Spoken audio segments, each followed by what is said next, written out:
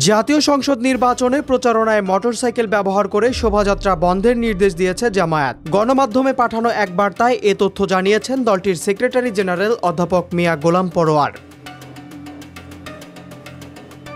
সম্প্রতি দেশের বিভিন্ন স্থানে জামায়াত মনোনীত প্রার্থীদের মোটরসাইকেল শোভাযাত্রায় কয়েকটি দুর্ঘটনা ঘটে। এসব ঘটনার পর দাঁড়িপাল্লার প্রচারণায় মোটরসাইকেল শোভাযাত্রায় নিষেধাজ্ঞা দিল দলটির কেন্দ্রীয় নেতৃত্ব। জীবন অবাক না করলে কে করবে? 28% মিল্ক ফ্যাটের অবাক করার সাথে ফ্রেশ মিল্ক পাউডার। জীবন অবাক করুক প্রতিদিন। ওই বিবৃতিতে গোলাম পরোয়ার উল্লেখ করেন, নির্বাচন উপলক্ষে জেলা ও মহানগর পর্যায়ে মোটরসাইকেল র্যালি বেড়ে গেছে। এসব কর্মসূচিতে কয়েকটি দুর্ঘটনা ও আহতের প্রেক্ষাপটে আমিরে জামায়াত এখন থেকে সকল জেলা, মহানগরী ও নির্বাচনী এলাকায় মোটরসাইকেল র্যালি ও শোভাযাত্রায় নিষেধাজ্ঞা দিয়েছেন।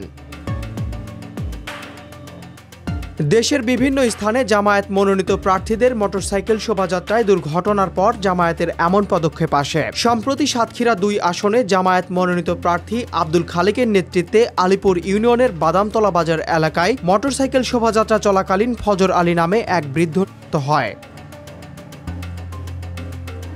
ওই ঘটনায় ভাতিজা দাবি করেছিলেন তার চাচা বয়স্ক মানুষ এবং অসুস্থ ছিলেন।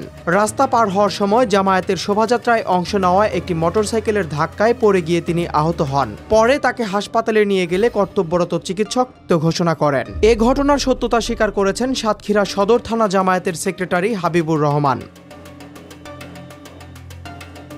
এর আগে 14 নভেম্বর রংপুরের গঙ্গাচড়ায় রংপুর 1 আসনের জামায়াতের মনোনীত প্রার্থী রায়হান সিরাজের সমর্থনে একটি মোটরসাইকেল শোডাউনে অংশ নিয়ে নূর আলম নামে আরেক জামায়াত কর্মী হন এবং ওই মোটরসাইকেল শোডাউনে আরও 3 জন আহত হয়। গঙ্গাচড়া মডেল থানা পুলিশ পরিদর্শক এই ঘটনার সত্যতা স্বীকার করেছে। নির্বাচনী প্রচারণায় এসব দুর্ঘটনা ও হতাহতের পরিপ্রেক্ষিতে মোটরসাইকেল শোভাযাত্রায় জামায়াতের নিষেধাজ্ঞা দেওয়া হয়েছে বলে দলের একাধিক সূত্র জানিয়েছে।